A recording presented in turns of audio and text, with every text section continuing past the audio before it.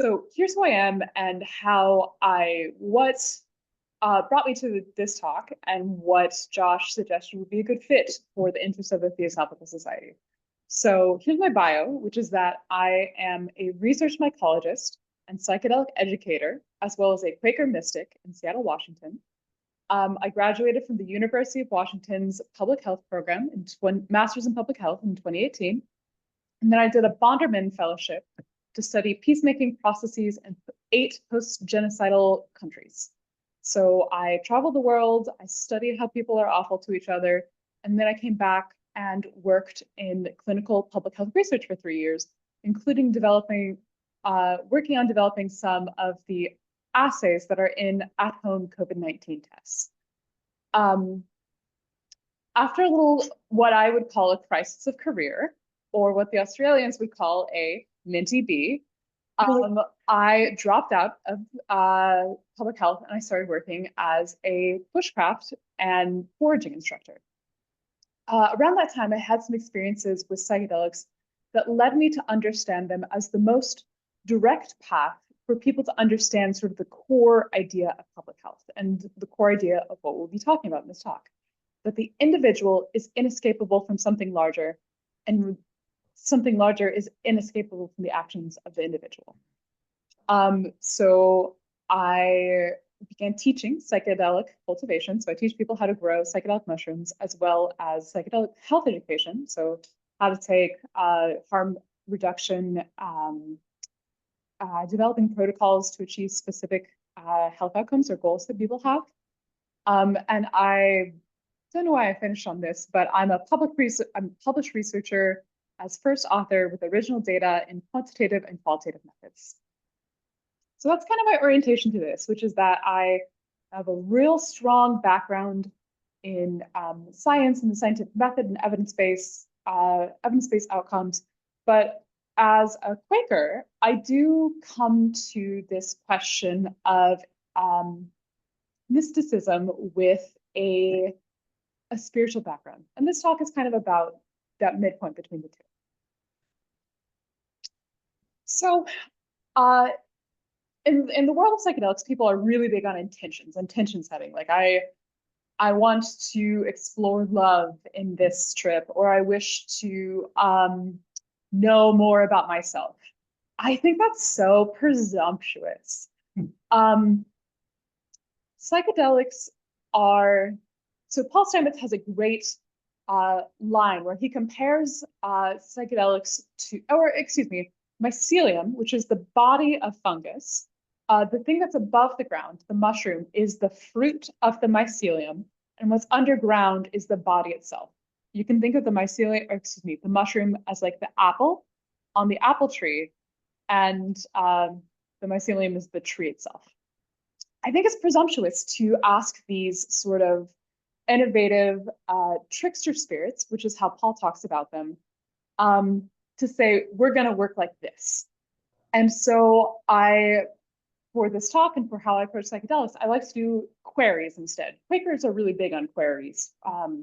The idea being we ask, and then we figure it out together. So mystic experiences are defined in part by their overwhelming sense of connectedness of all things. This experience is echoed in the interconnectedness of natural, social, and artificial systems through networks. Networks are the most efficient design for the distribution of resources, examples being energy, electricity, calories, nutrients, anywhere this universe laws of physics apply. And so the queries for this talk are, what can we learn from the interconnectedness of natural systems? And what does the interconnectedness of a mystic experience teach us about our responsibilities to the world around us? So where did I go with this? One of the things so this talk is primarily about networks, right? The distribution or extraction of resources. And one of the things that I love about big L, capital L life is that it's very conservative in its designs, by which I mean, if something works, it's just going to keep doing that again and again and again. For example, there is a nerve. So we have a nerve in our necks that starts about here, goes down to our hearts, and then it loops back up.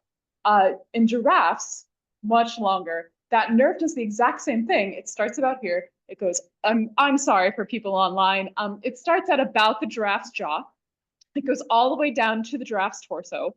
It circles back up and then goes back down to the heart. When it could work much better if it just went directly to the heart.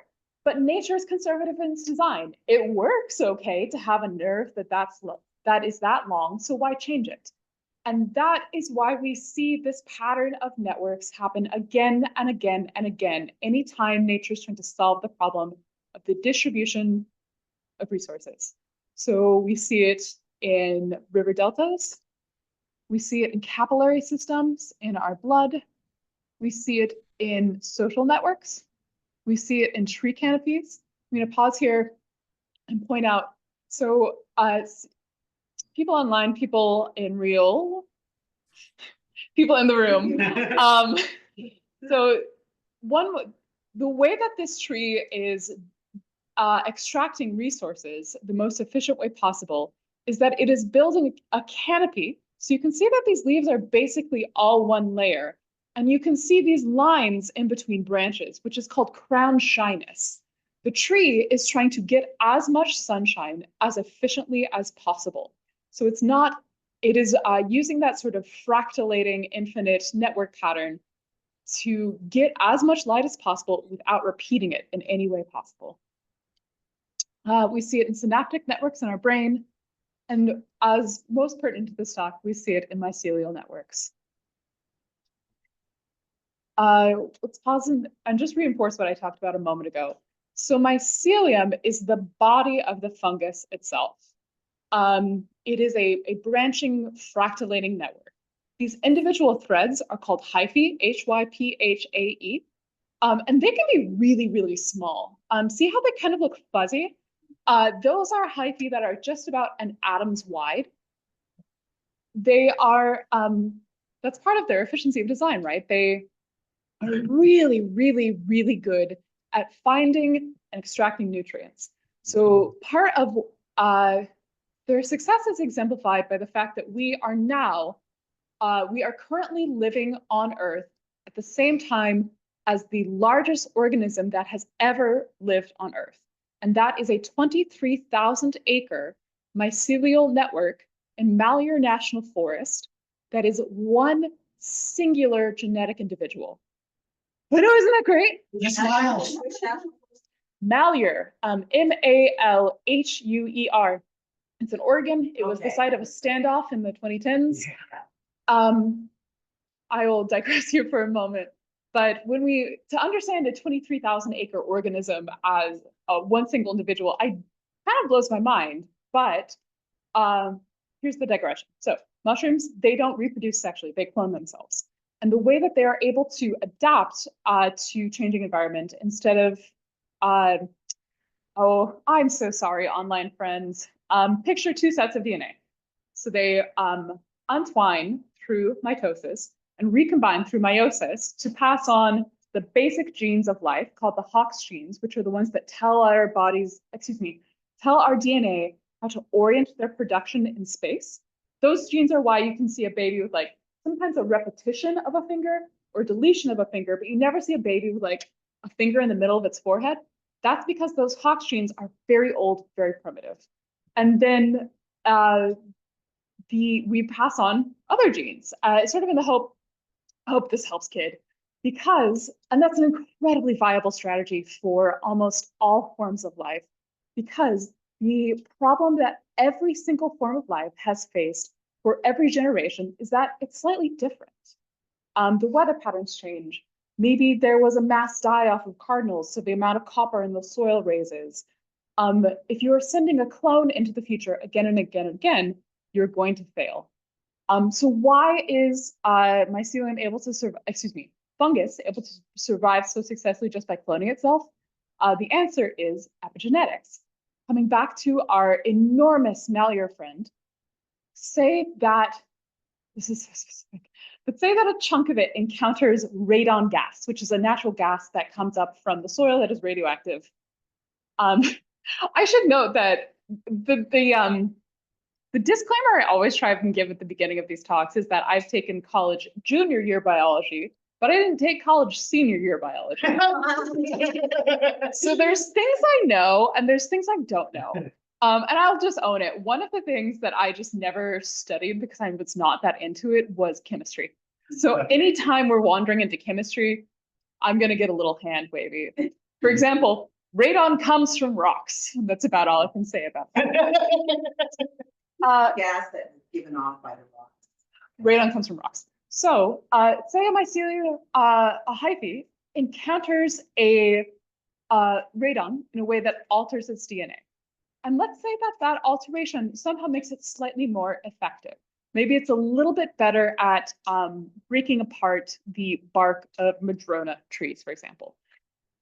If that adaptation is successful, what this enormous organism is able to do is in the span of one growing season, so 3 to 4 months, able to pass that mutation to every set of DNA in every cell so that when it fruits for the next season, they are still genetically identical.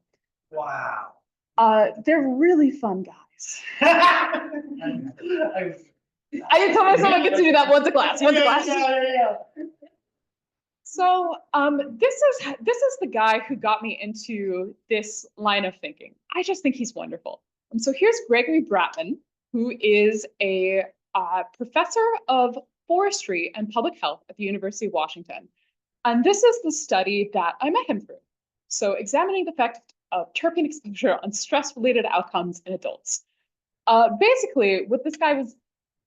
I applied to be like a hand on that study. What part? Like just one of the people who like took people into the woods and like. Oh, that's so funny. I was a phlebotomist on that study. So in this study, we'll hit it in a second. So in this study, he was looking at the mechanisms of why forest bathing makes us feel good. Is it, one approach would be like, it brings us closer to our natural context and we are less stressed. That would be like sort of one, like an evolutionary psychiatry hypothesis as to why it works. But his hypothesis is that trees give off volatile organic compounds called terpenes, and that affects our mood. So my role in this study was that I sat in old growth forests with people with like enormous filtration hoods, and I drew their blood in these old growth forests. And what it made me begin to think about was that I believed profoundly as a Quaker in the interconnectedness of all things, that all life has a Quakers call it shared light, which I imagine is just like a single photon inside of us. The paradox of photons being you can't have light without photons, and there's no photons without light. And so the more I learned about terpenes, the more I had to think about networks. So terpenes are how mostly trees, but plants signal to each other. An example of a terpene mitigated relationship would be, I'm going to start in the third item because I just think it's so funny. Linalool is a terpene that repels insects and infections. And that is the terpene that makes lavender smell like lavender. So when I was working on the study, you couldn't wear any scented products because the terpene of, say, lavender would affect the terpene exposure of these people in the forest. So that's particularly why lavender is such a successful and resilient plant in so many climates, is because it releases this terpene that is like, it discourages insects. I think the most beautiful example that I have encountered would be, this is just a hypothesis, but there's some viability to it, would be the mast year of American oaks as described in the book Braiding Sweetgrass. So a mast year is a year when oak trees decide to drop their acorns. And in Braiding Sweetgrass, Robin Wall Kimmerer talks about how humans can't really predict when these trees are going to drop their nuts. It's not on a every 2, every 3, every 5 cycle, it's sort of random. But when they do it, all the trees from the Mississippi to the Rockies do it all at once. Yeah, isn't that great?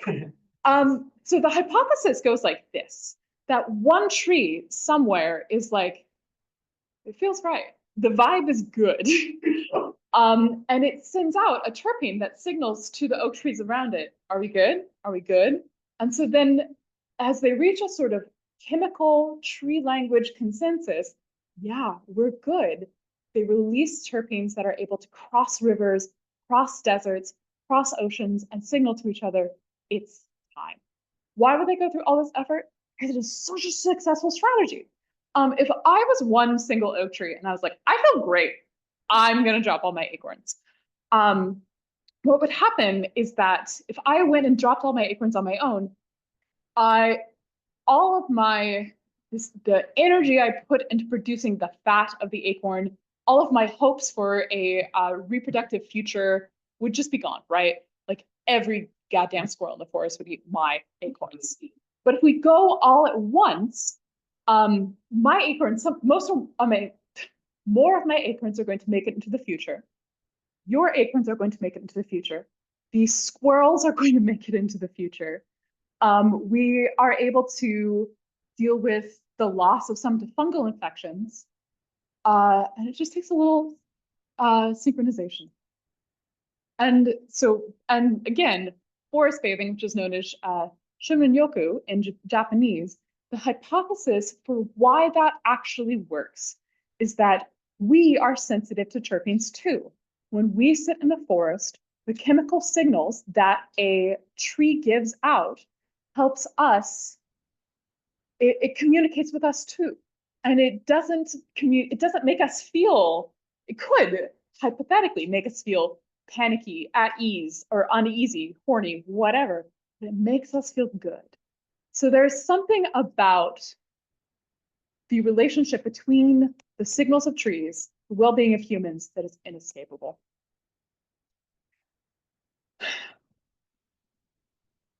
Sorry, friends, I'm trying to remember what the title was. It's okay, don't worry about it. I remember, it is Fungus, Evolution, and the Invention of a Life Cycle. Okay, so we're gonna jump way, way back in history, but get closer to the root of what we're talking about today, which is fungus and its relationships to us and the world around us. So, one thing I looked up for the classes that I teach is how old life on Earth is and how old Earth is. So, Earth itself, 4.2 billion years old. Life on Earth began 3.7 billion years ago, and that was bacteria. Bacteria, super good at being about bacteria. Did you know that there are what are called arcanobacteria at the bottom of the ocean in those volcanic off-gassing vents, and those individual bacterial cells can live for 1,000 years. They're so good at being bacteria. The first form of life was a bacteria that pulled together sort of our individual masses of proteins that were floating around, illuminated with the spark of life, and then began to oxygenate the atmosphere. So we need to think of Earth here being a limited sphere of resources, right? Everybody is competing for the same homeostatic goals. Because all of life spent so much time as the same organism, we're all floating around in a shallow sea, all of life is trying to reproduce. It wants to pass its genes into the future. All of life wants to acquire or make complex nutrients for energy. And I skipped the first part, which was survive. It just wants to grow from infancy to maturity. So plants are like, I've got a strategy. It's a great strategy because a miracle happened that invented plants. Billions of years ago, the cell that was the ancestor of all plants bumped into another cell that had the miraculous ability to make sugar from the sun, which was so smart of plants. Because sunlight is the only form of energy that is entering the Earth's atmosphere. It is only the only additional form of energy that comes into our biosphere. Interestingly, there are two forms of energy that life has never figured out how to make energy from: tectonic and wave energy. If evolution had been a little different, there could have been organisms that figured out how to make life from tectonic and wave energy. We're not there yet, maybe in a billion years. But plants are like, okay, this is so great. I can now make energy from the sun, and I'm going to go ahead and do that. Then animals were like, plants, that's so great. I'm so happy for you. I'm going to develop digestion. And instead of what the plant had to do, which was bump into the cell and absorb it into its body, animals invented digestion and predation and so on and such forth. These images here don't really make sense in this context, but I just think that they're so great that I couldn't stop myself from talking about them. So something like 300 million years ago, the largest organisms on Earth were these giant goddamn mushrooms. They were called prototaxia. When we found these fossils, so this is a mushroom fossil that this guy is looking at. We initially interpreted them as conifers, but nope, they were multi-story mushrooms. This really does not tap very neatly into the narrative I'm trying to put together, but I just think they're great. Okay, so bacteria figured it out. Plants have figured it out. Animals have figured out how to make energy from animals have figured out how to make energy from plants. But there's a huge problem, which is that there's a limited set of nutrients on Earth. And so as things lived, they were pulling nutrients from the soil, pulling carbon and oxygen from the atmosphere to build themselves. And then when they died, they couldn't decompose. So they just had to sit there as little corpses. Josh, you are such an engaging listener. Thank you.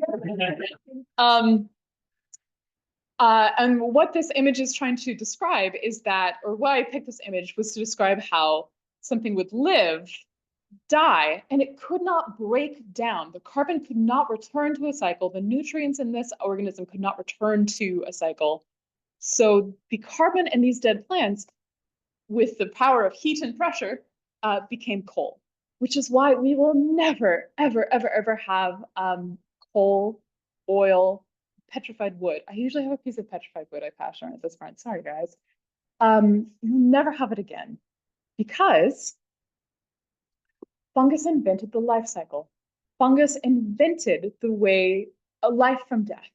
So around, 150 million years ago, a fungal cell figured out how to enter into the cells of dead organisms and break them apart, digest them. Backing up a moment ago, we talked about how kingdoms of life that came in sort of rough order, leaving out a lot of guys that I'm not that compelled by. It's bacteria, plants, animals, big long paws, fungus. And so that reminds us that fungus is evolutionarily so much closer to animals than plants. Really, the only thing that fungus has in common with plants is that it's in the dirt. But we did not know that kingdom fungus was a separate kingdom from kingdom flora until 1962.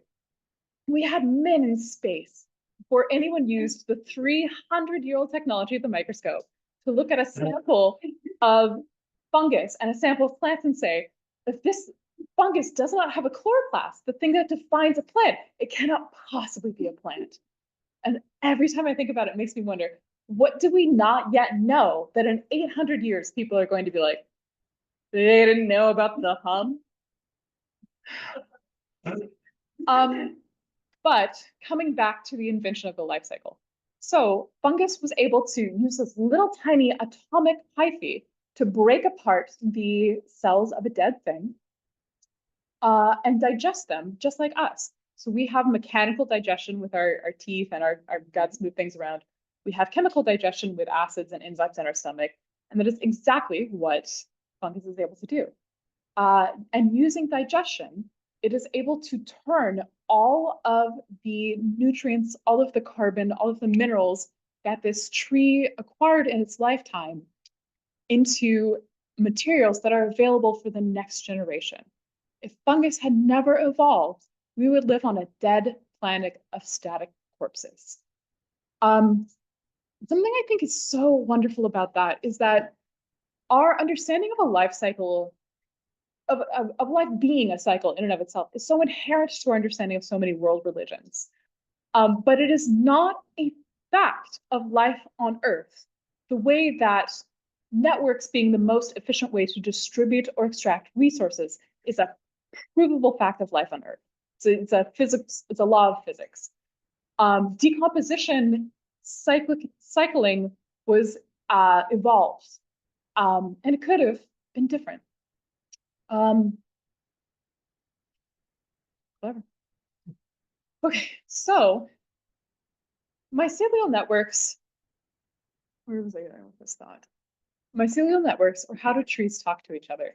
So we've talked quite a bit about how mycelium is able to break down nutrients and distribute them to make them bioavailable for the next generation to pick up. So trees pull carbon from the atmosphere. For a long time when I taught this class, I used the verb treolate to describe what trees did with the carbon. Then I realized the word I was looking for was grow. Trees use the carbon that they pull from this atmosphere, which they're super good at, right? And use that to grow. But what they're not good at is that they have these big fatty roots, right? Like their roots are physically much larger than hyphae. Has anyone here ever seen a tree blown over in a forest? Yeah. Yeah, so much, that hole is always so much shallower than I think it will be. Like when I was a kid, I pictured like there's the tree above and the tree below. But it's not so. Tree roots do mostly and almost only two things. One is that they're structural, and the other is that they're vascular. They move water from the soil to the leaves. Side note, a sequoia is able to move the volume of a Volkswagen bug from the very lowest tip of its bottom root to its very tip needle in a single day. Trees are so good at being trees. But tree roots gather almost no nutrients for the tree in and of themselves. Instead, they rely on ectomycorrhizal fungus. You can think of it as like messenger fungus, or like Hermes, like it's the Hermes of the fungal world. It's like, I will carry these messages for you, which we'll talk about in a moment. And I'll just take a little sugar, just taxes the tree and a little sugar. And then so we see the system that we're looking at here. There's ectomycorrhizal fungus. There's saprotrophic fungus, meaning that this is the fungus that breaks down dead things and makes the nutrients in it more available for the next generations. And then you can see that the ectomycorrhizal fungus can help trees of different species, of different genuses, communicate with one another. We have done tremendous research on tree language, tree communication. There was an incredible professor up in British Columbia who wrote, I almost want to say that the book is just called The Mother Tree. It is. Thank you. And her research backs up the idea that in each forest, there's something like a mother tree who says to the trees around it, how are we going to manage the resource of this light best? Okay, you speed up, you slow down, you look not so good, have some sugar. There's no single tree in a forest. They are all sharing the same resources. They are all interconnected. In the forests of our region, there is Douglas firs are able to use this ectomycorrhizal network to send messages to one another that are as complex as, I am under attack from an eastern borer beetle. You should develop antioxidants in your bark that are unpalatable to eastern borer beetles, so that when you are under attack, you are less damaged by this beetle. So that is, if we're breaking down the sentence structure of that idea, that's about 6 separate ideas that a tree is able to use chemical signaling to pass down to one another. Kind of my favorite example of this is that if you think of trees on the African savanna, and you think of giraffes, the giraffes want to eat the leaves. The leaves don't want to be eaten by the giraffes. The eternal battle. And so if a giraffe eats eats leaves off one tree, it will release tannins into the air that say, the giraffe, the enemy is here. You should develop more tannins in your bark, which are acidic, so that the giraffe will eat less of you and move on to other forests, other pastures. So our interconnected network is less giraffe damaged. This is a little out of my range of expertise, but I just think it is so gorgeous. When we talk about, let me pause here for a moment. I think there is so much hooey in the world of psychedelics. I think people extrapolate beyond what we have as evidence. And what we have as evidence is so beautiful that I don't understand why we would make up hooey and nonsense. So, but when we talk about fungal language, there's really great evidence for it. What this image represents is a study of electrical impulses in a mycorrhizal network. So each of these represents a different frequency that is sent out by a single mycelial network. So each of these we would think of as like a different word. So it says this, this, this, and then that we think, probably combined with terpenes, is how trees and mycorrhizal networks signal to one another. And then when we look at this, this is the, this is out of my area of expertise, but my understanding is that this documents the way that those individual electrical frequencies are structured together in the mycelial network to pass complex messages onto one another. So you can think of these like sentences.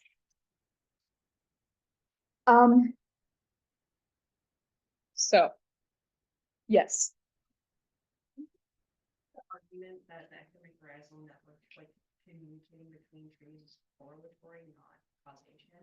So I took a class where they were like, oh, there's been a lot of hubbub about it, but it's only like correlation, not causation.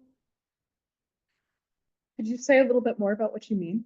Yeah, I was told by a professor that like there's Let's for the people online. Yeah, I was told by a professor that there's like not a way to prove causation of messages by like mycelial networks underlined, and I was like confused by that because it contradicts a lot of other stuff that I've read, and I was just wondering. So what I think your professor is saying is that we know these electrical impulses exist. We know that these patterns of electrical impulses exist. We do not yet have the bridging piece of evidence that these electrical impulses and that these sentences that they put together are what are the pieces of information that are telling trees in the same network develop these antioxidants for these bark beetles.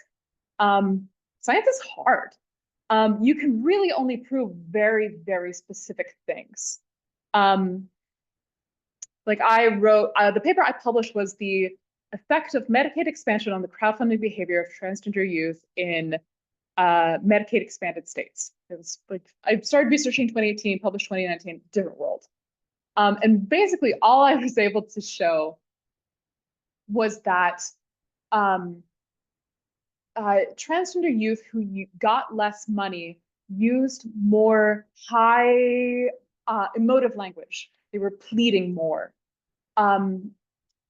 You know, I spent years looking at that to come up with that I can say that one fact for sure. The more needy you made yourself online, the more you talked about your vulnerabilities, the less you got. Which is to say that we see these signals. We see that trees, we can look at effects of relationships and changes of trees in the same network. We cannot yet prove that these electrical signal patterns are the thing that is causing that. Which brings us to, why are some mushrooms psychoactive? And this is one of my favorite things about psychedelics, is that there are two hypotheses for why they're psychedelic, and they're directly contradictory, and we have just about the same amount of evidence for both. So one hypothesis is that it's a toxin, it's a discourager. it makes sense evolutionarily, right? Like if you're a little fox, you eat a little mushroom, and it makes you so weird, and it makes you think about like, what if there was a tunnel and the tunnel was me? Like, yeah, that probably makes you like more vulnerable to like a hawk coming and eat you because you're like, I'm a tunnel. Side note, if you ever see a picture of like a fox taking a bite out of this mushroom, which is Amanita muscaria or fly agaric, it's fake. Somebody faked it. Maybe they put peanut butter on it. Maybe they snapped it. They broke off a piece and snapped it in such a way, which I wish I'd gotten to in just a second, because the second evolutionary theory for why some mushrooms have psychoactive substances in them is that it's an attractant. It goes like this. Because we see so many complex, highly intelligent species seek out psychoactive substances. We have seen bonobos, chimpanzees, gorillas, horses, cows, elephants, and dolphins all seek out and interact with different psychoactive substances in their environments. For dolphins, it's a fish. They just harass this poor little fish with their little noses until it's so stressed that it emits a psychoactive liquid. And then these asshole young dolphins are like, "Ooh, I feel all good and tingly now." People online, did you catch that? I would. All right. And so let me explain that in the context of the stoned ape theory. So the stoned ape theory goes like this. We are pre-human hominids. So we're like stand upright, we're walking, we have eyes, we can look at each other and communicate. Basically, a layperson's way to understand what a hominid is different from pre-hominid ape guys is that when a hominid pointed at something, the other creature in its social group was able to look at and understand that. It's like how dogs will understand when you're pointing at something and cats don't. They're socialized with one another. They evolve with one another for that to be meaningful information, and that communication is essential to what makes us human. So stoned ape theory goes like this. For pre-human hominids, we are on the savannas of Africa, second savanna Africa, that's called a callback. And we are following these herds of megafauna to try and pick off the sick or the young to eat. And like I like to say, we all know what mega herds leave mega turds. Thanks, Joshua. You're welcome, anytime. If I ever do stand up, I'm gonna seed you in the audience. Yeah. Psilocybic mushrooms, which are the most common psychoactive mushroom in the world, named so because they have psilocybin in them, which is the psychoactive chemical. Tangent to the tangent, which is that the bluer that a psychedelic mushroom is, the more psilocybin it is, and the more potent it is. This is not the psychedelic habit, guys. No, I'm gonna set that aside. So you're a human hominid, you are a pre-human hominid. You see a delicious looking mushroom growing out of a not delicious looking turd. And you are like, how bad can it be? I've eaten a mushroom before. And the answer is like probably not bad, but very weird. You probably spent a day like looking at the sky and being, wow, I wish I had a word for that color. Too bad that's millions of years away. I'm just having a weird goddamn day. And the theory goes like the weirdness of the day, the different thinking that hominid had, allowed it to consider technological innovations. Excuse me, let me back this up. Classic stone ape theory says that experience structurally changed the brains of hominids in ways that were passed down evolutionarily. I think that's stupid.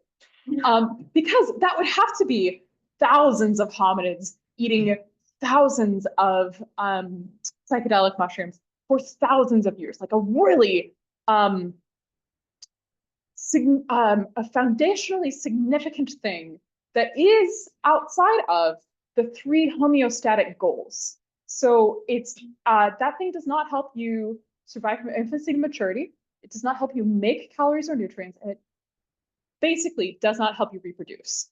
So I think we're overreaching it by saying the changes that the stoned hominids encountered are what shaped our brains. But I think it makes a ton of sense at the individual level to think about a single hominid who like watched a brush fire and was like, wow, the animal that burned with that smells good.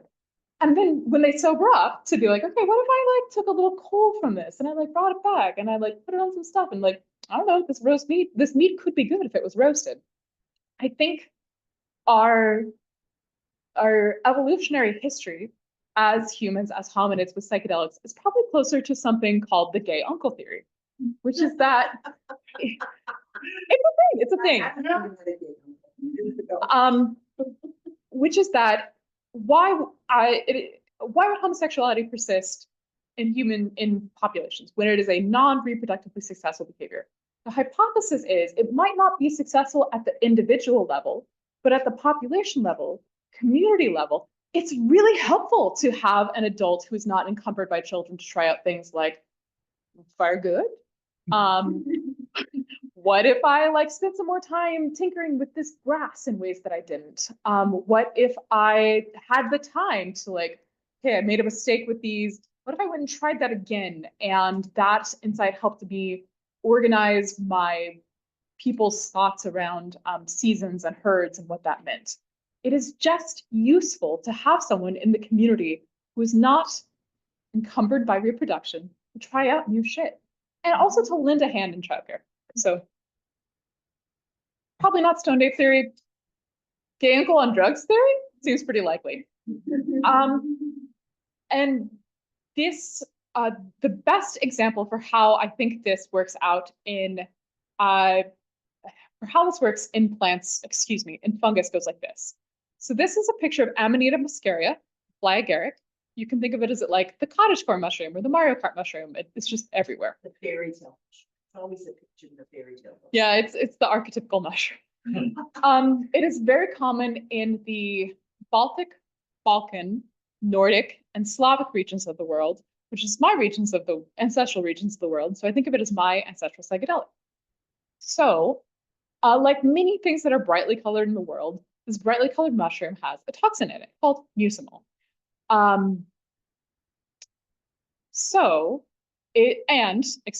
And there is a tribe of nomadic reindeer herders in northernmost Finland and parts of Russia called the Sami. So it's easy to imagine that maybe you're a young reindeer. It's the middle of goddamn winter. There's nothing to eat on the trees. There's snow on the ground. You see a mushroom and you're like, well, I've eaten one of these before. How bad can it be? The answer is so bad. Because mucimol is emetic, meaning it makes you barf, and reindeer can't barf. Thank you, Joshua. Neither can horses or rats. Fun facts. So if you are a Sami reindeer herder and you're watching your reindeer have this really bad time, something you can do as a primitive veterinary technique is you can sample its urine. The Maasai do this, and so that's why anthropologists have hypothesized that this is like a common veterinary technique used in nomadic herding cultures. By sampling the urine of an animal, if it is, you can tell if it is thick and tastes like meat, it has an internal injury. If it is sweet, it is diabetic. If it smells and tastes like maple syrup, it has a congenital protein processing disorder, and that is all I know about primitive urine-based veterinary techniques. But if you, whoa, sorry guys.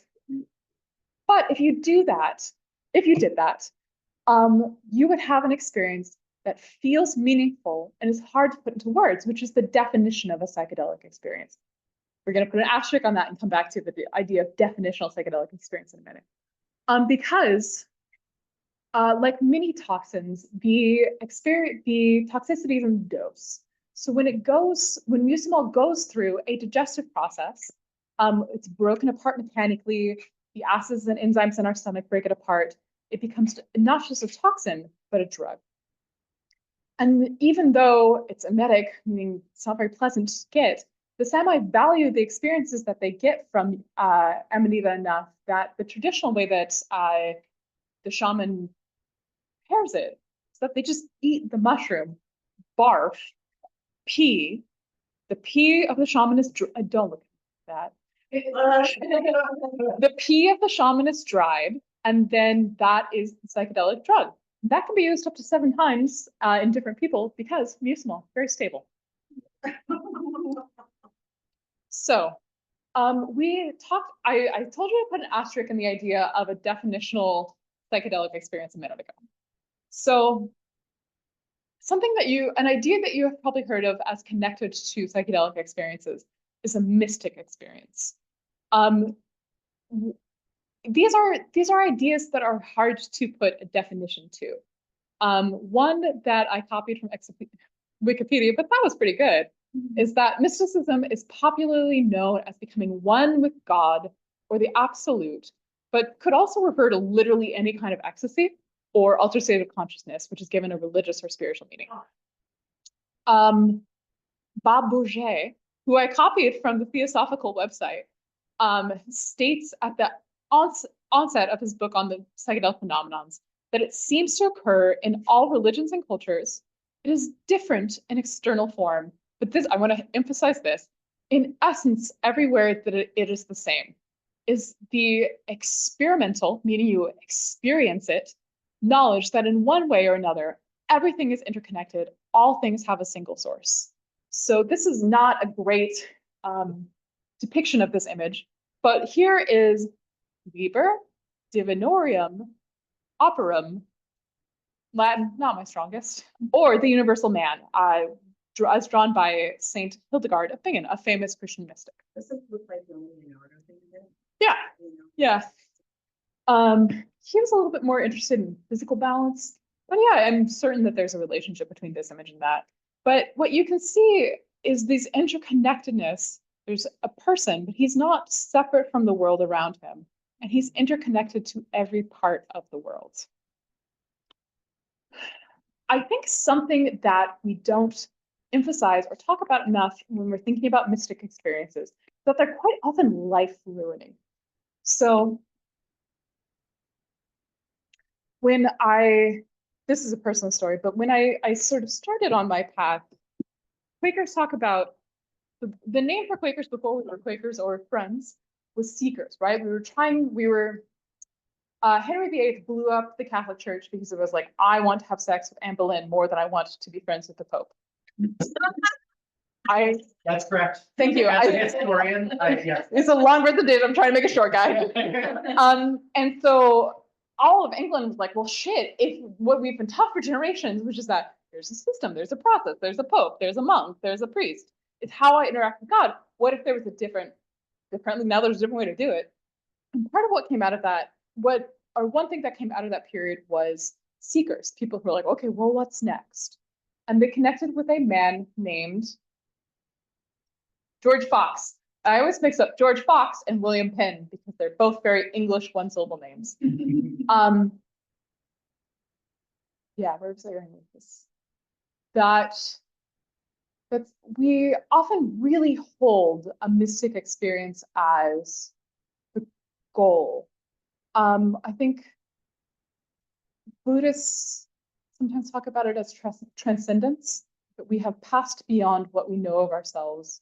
And we often see, especially with like converts, especially white converts to Buddhism, that they're really like striving towards it, that they're really like, this is something that if I like do the right steps and I sit in the right way and I do the training and I sit with the right master, I can achieve transcendence, like, and I can achieve a PhD. But I'm always interested to read about the lives of actual mystics from any practice because they're not having a good time quite often. They get, like, this is a really good image of it, right? So here's a painting of young Joan of Arc, right? At the moment when she had the mystic experience of God telling her that she needed to lead the French into war.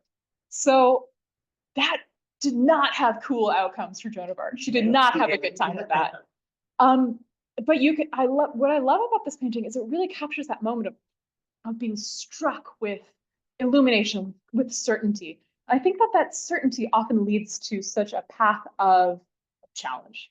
So from Bruce Bourget's book, he talks about a mystic experience as it's something that typically happens in moments of insight and can be quite overwhelming as an experience. Often a mystic has a compulsion to try and describe the experience, but the definition of if part of a mystic experience is that it's hard to put into words, it's hard, but encounters great difficulty in doing so. Many mystics find the experience so overwhelming that they thereafter fall into silence, feeling they cannot possibly communicate what they have experienced. We never see a mystic as like a president or a doctor or a policymaker or a general of the French who was not executed by the English. These great spiritual insights do not necessarily lead to more productive, more adjusted lives in the way that I think contemporary Western spirituality of almost all stripes is advocating for. Which brings us to the idea of, do we have mystic experiences while we're on psychedelics? I have beef. So in the early 1970s, a researcher by the name of Ralph W. Hood was like, yes, I'm absolutely having a mystic experience on psychedelics. And he came up with this, it's functionally a questionnaire. Did you have an experience in which something greater than yourself seemed to absorb you? Did you have an experience which cannot be expressed in words?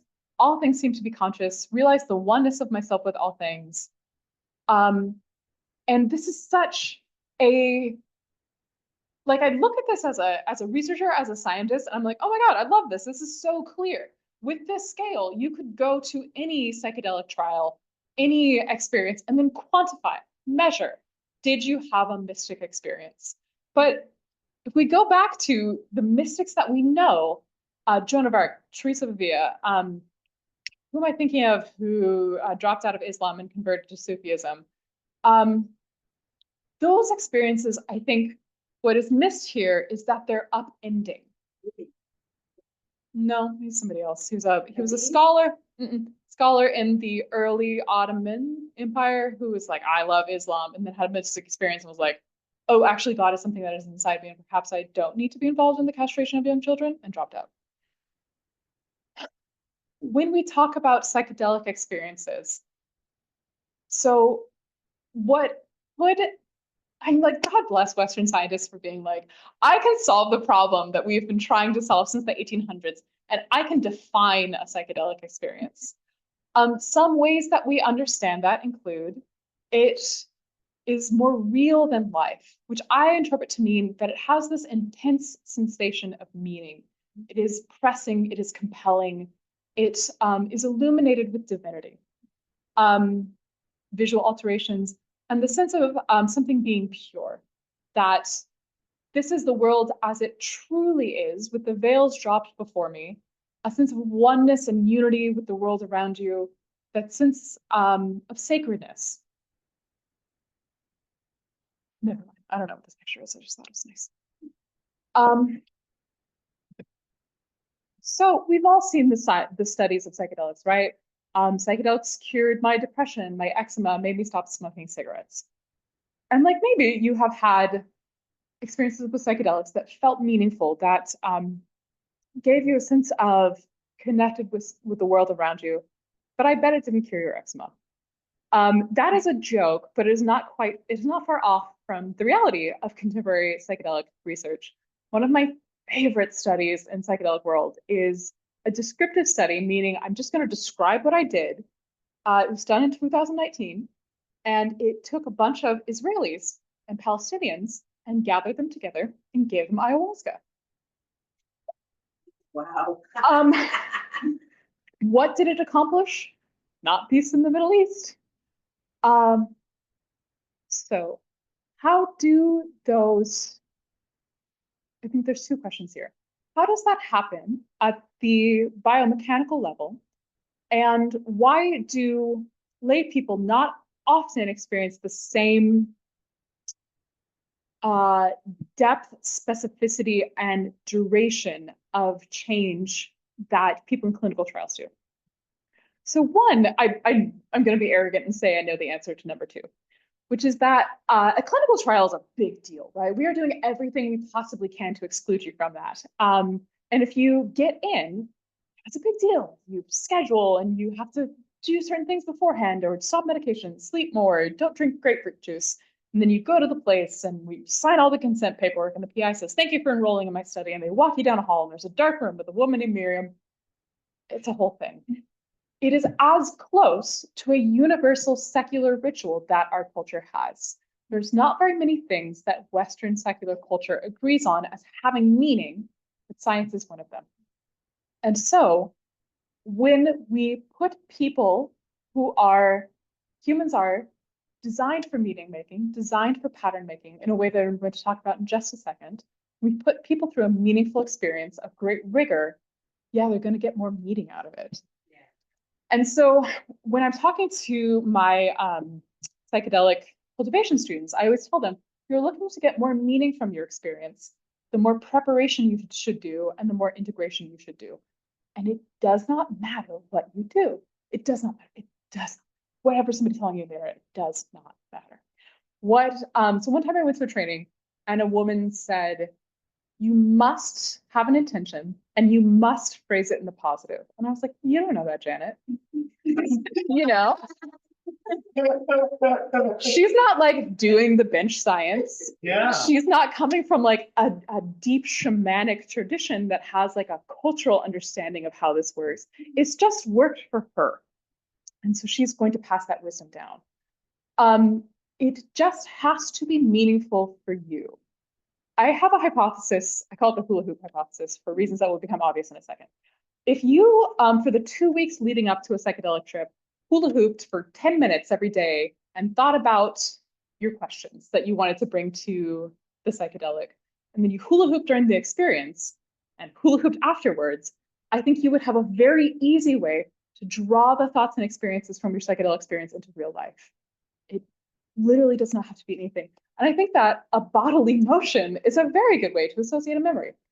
The digression, but I'm going to get back. The most effective way to draw a memory, a thought from the past into present is scent. Scent is the sense that is most directly tied to memory, in part because the nerves of our nasal bulb literally have a very short pathway to the brain. And so if you're like, I'm going to have a psychedelic experience, I'm doing a lot of preparation, you should buy a new scent, a brand new scent. And then you should smell it several times on your trip. And then afterwards, smell that scent. I can guarantee you, you will remember your trip. You'll have lots of it. And see, that's the last, one of the last senses to go when you die. Haven't tested it. Sense of smell. Yeah. So how does this work? How should we understand what psychedelics are doing in our brain? So I am both not a neuroscientist, and I have taught versions of this class to multiple neuroscientists who said, hey, this is pretty good. I'll dig it. Okay, so our brain is very simply made up of structures called neurons. This central hub is the axon. And then there's these things coming off of it called dendrites. And you can see why, right? Like these structures kind of look like trees. So it's the same Latin prefix as like dendrochronology, the aging of trees. Let's call this image of our neuron our toothpaste neuron. So this could be so friends online, I'm pointing to the like upper dendrite that does not have the greenish cells, greenish structures around it. So it's easy to, a neuron by definition will always have different dendrites coming off it. There's always different pathways of thought and interpretation. So one dendrite could be like toothpaste in my hair, toothpaste poison from the government, toothpaste, I don't know, on my finger. But because we're adults and because we have done this thousands and thousands and thousands of times, the dendrite that we can think of as toothpaste on my toothbrush, and friends online, I'm pointing to the central axon, the central hub, and then the dendrite that has the green cells or the green structures coming off of it, the Schwann cell, the myelin sheath, the node of Grenadier. I think they might just be making that one up. Because just like any electrical system, the more electricity we send through a pathway, the more grounding that it takes. And so the more that we're like, toothpaste goes on my toothbrush, the more we send that electricity down that pathway, the more your brain's like, oh, this is what you want? You want to do toothpaste on the toothbrush? And so it builds a sheath of fatty acid around it called myelin. And then it becomes this reinforcing system, right? It's easier to think toothpaste on toothbrush. So you do it more, so that reinforces it, so you do it more. You do it automatically. I think automatic is a strong word. What psychedelics appear to be able to do is that they let the electricity of thought move through our neural networks with less prejudice. So if we thought of this toothpaste neuron as belonging to like a little kid or someone on psychedelics, sure, when you give a little kid toothpaste, they might be like, toothpaste on my toothbrush. They also might be like, toothpaste, a delicious thing to squeeze and eat like snack. Very similarly, when you give psychedelics to somebody like, what I was going to say was when you give psychedelics to somebody on toothpaste, when you give toothpaste to somebody on psychedelics, they might be like, oh, why, yes, thank you, I'm going to brush my teeth. Because that thickly myelinated pathway is there, but they also might be like toothpaste face masks, toothpaste, a little snack for this tree. Other pathways always exist. Other interpretations always exist. We just have this default that is hard to move off. How much time do we have, Josh? A little less than 20 minutes. So here's the best story I've ever heard about how psychedelics work to change us in the way that contemporary therapeutic medicinal psychedelic research is interested in. So a friend he came out to his family many years ago and it just did not go well. Fighting, we're in family therapy, nobody's having a good time. And then he took psychedelic mushrooms, everything was better, which is a really unsatisfying mushroom story. It's really unsatisfying. And so I asked, what was the mechanism that made it different for you?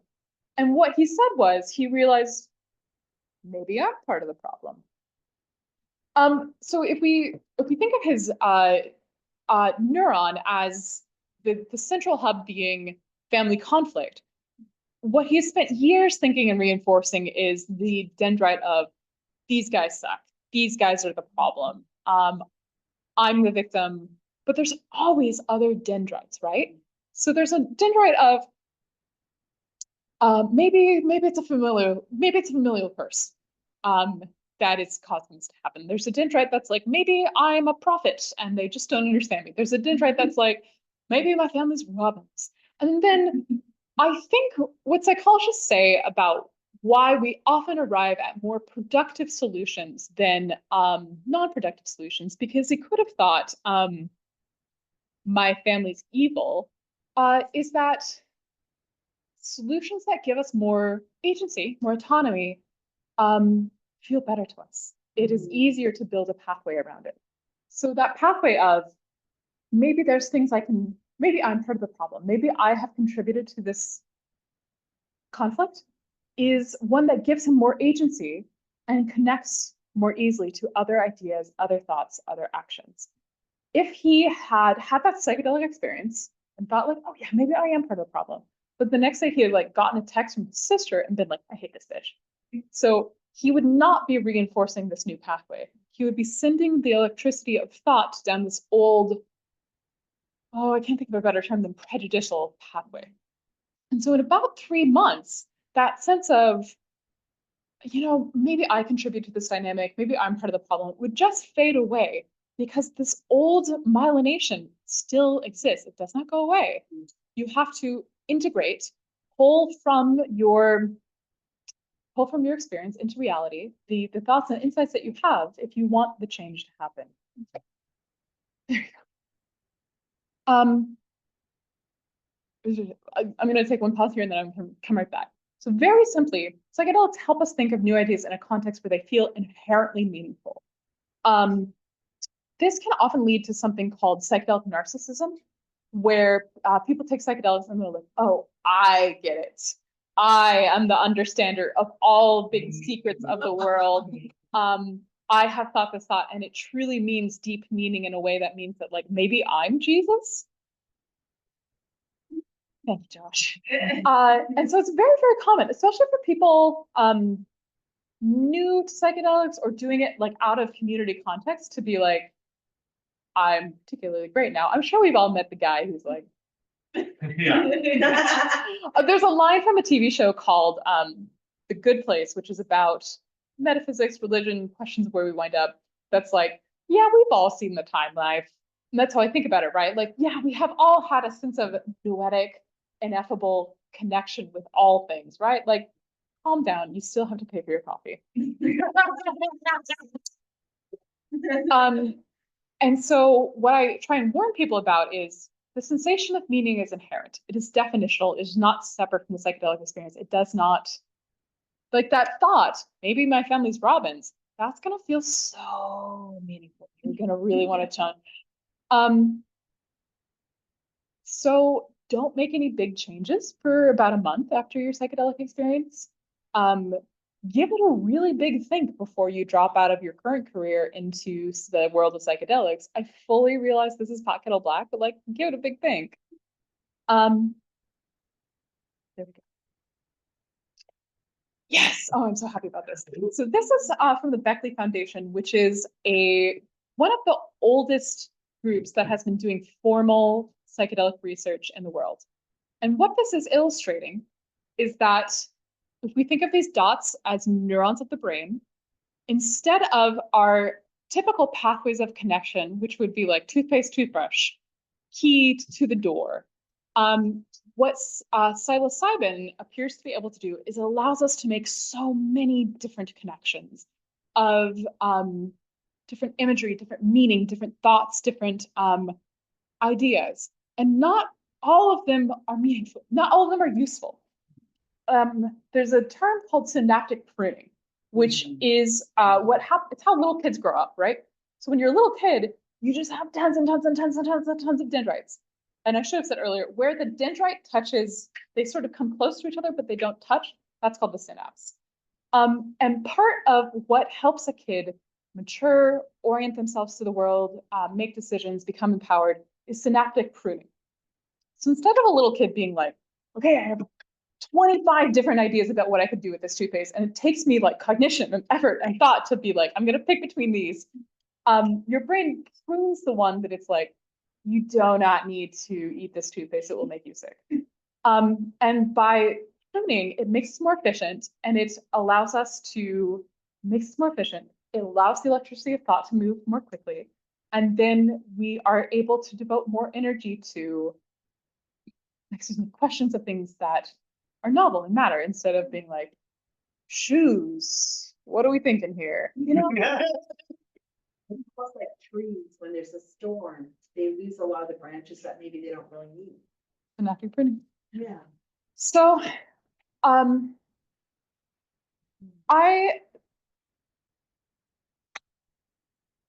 had a mystic experience when I was 15.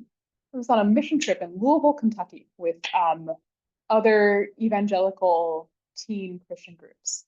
And I had come out 3 years earlier, and I just I was so desperate to be validated and understood as myself that I would tell anybody who would stand still, like, I'm a little lesbian.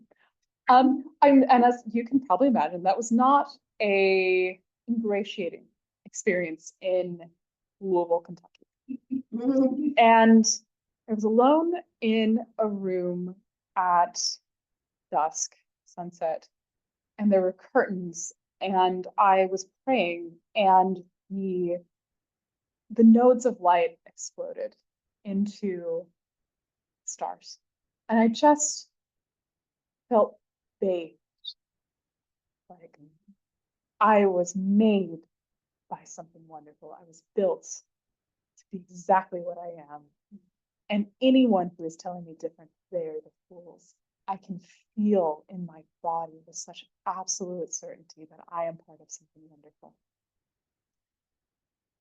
And so when I think about making meaning from mystic experiences, which I mean, quite often we seek to do, right? Like there's this sense of like, in Western spirituality, I will achieve this, I will achieve this, I will reach transcendence, I will have this mystic experience, and that will make me better. I will do something about that.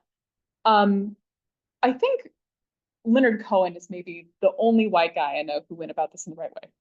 So Leonard Cohen, I am obsessed with Leonard Cohen. I think he's so great. So he is a Canadian, he's a failed poet who turned into a songwriter who, like, side note, every woman wanted to sleep with Leonard Cohen. There is a story about him poolside in Ibiza with Joni Mitchell. And Joni Mitchell's like, oh, sing your new song for me. And he sings the song. And then all the pool chairs behind him fill up with babes in bikinis.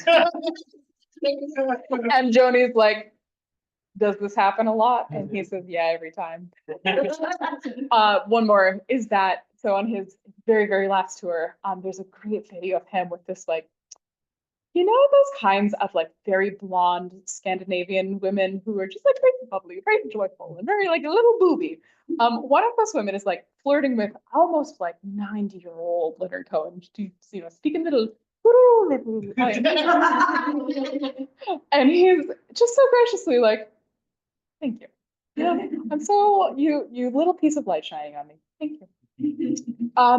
So he struggles with lifelong depression. He goes to India, he goes to ashrams, he goes to Denmark and Israel and Greece, and he's a seeker, he's a seeker, he's a seeker. And sort of later in his life, he joins a Zen monastery in the hills of Northern California. I love this. He's the funniest guy in the world about it. Both, he spends decade plus there. He was like lays down his life, right? He assigns a manager to his finances. He says, okay, kids, this is my life. I'm doing this now. And he's like, some of the monks were really annoying, right? He's just very human about it. And he spends decades sitting in silence and prayer and sweeping the floor the way that Zen Buddhists do. And then it comes out that his manager stole all of his money. She like ruined the trust. She was giving him fake invoices, like, and so all of the money that he had set aside for his like children, his foundations, his charitable works, his life in the monastery, gone. So he like in his late 70s has to come out of the monastery and go on a world tour to like recoup his losses, which could have been like the saddest thing in the world, right? Like old dude having a bad time. No, this guy's having a great time. The footage from this tour, he is so grateful and thrilled for every moment that he is out there. This is a guy who, my boyfriend calls them songs to commit suicide to. It's 4 a.m. and the 5th of November. They're like dark songs. But this guy is like, how wonderful. I am in this world and millions of people want to sing to me. And yeah, my voice is gone. Like I can't sing like I did as a kid, but like I've deepened and I'm a like baritone beyond baritones, and there's millions of people like, I can't believe I get to do this. I cannot believe that I get to do this. And I think that is that is what we should be doing for our mystic experiences, right? I think they should be making us better adjusted and connected to the realities of the world around us. All to say, if they're not making us more in love with life, with people, you are not doing it right. There is a way totally that he could have said, no more from me. Like, I don't know, gonna commit Zen monk suicide. I'm gonna be miserable about this. This could have been the saddest story in the world. But at the end of his seeking, he found love. I think that's the path, man. As the great philosopher Miley Cyrus once said, okay, give me a moment to flip for a moment. Okay.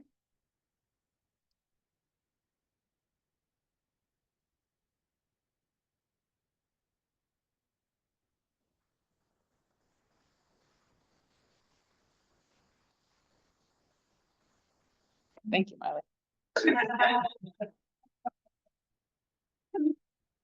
I think that is what these networks teach us. I think it is what these experiences teach us, is that there is not a point of arrival, that the climb is the point, that the process is the point.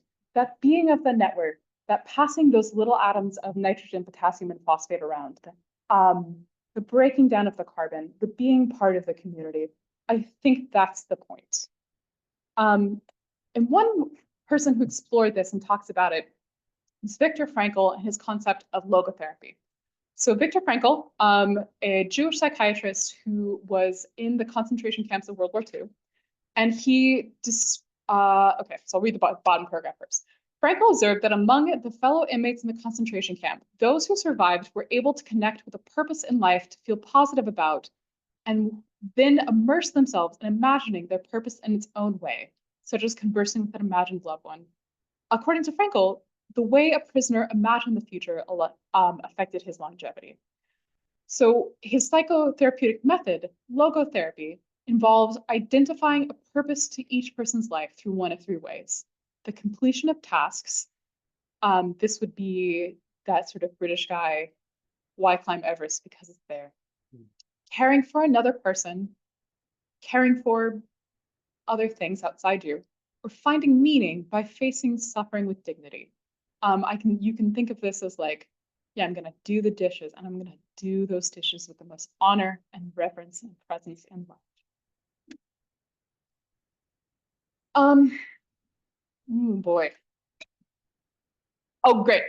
I think we misunderstand psychedelics when we cast them as solely medicinal or solely mystical. There's a huge subset of the psychedelic underground world that talks about them as medicine. I don't think it works like that, right? If it was medicinal, it would be like, okay, I take this and it cures my eczema, or it doesn't. And to get it to actually cure my eczema, I need to like up the dose or something. I think what I'm trying to say is that if the definition of medicine is that there's a dose response, right? Like you can take it and it responds, take more, responds more. It's just not how psychedelics work. And then when we're like, it is solely a path to a particular kind of spiritual experience, a mystical experience, I think that limits what they are possible for. What I think psychedelics actually are is I think they're logotherapeutic substances.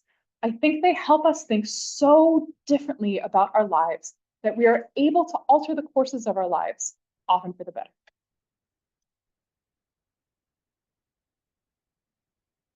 The insights that we get from psychedelic or mystic experiences are often very simple and the work of a lifetime to live out. There's a great book by about psychedelics by Michael Pollan called How to Change Your Mind. And in it, he quotes these researchers who've been working on psychedelics for decades. And they, did all the trips, thought all the thoughts, had all the experiences. And then when they're asked to describe, like, what did you get from it? What was the finding from that experience? They often say things like, we're all connected. Love is what really matters in the end. I am not alone. There's something bigger and more wonderful out there, and I am a part of it.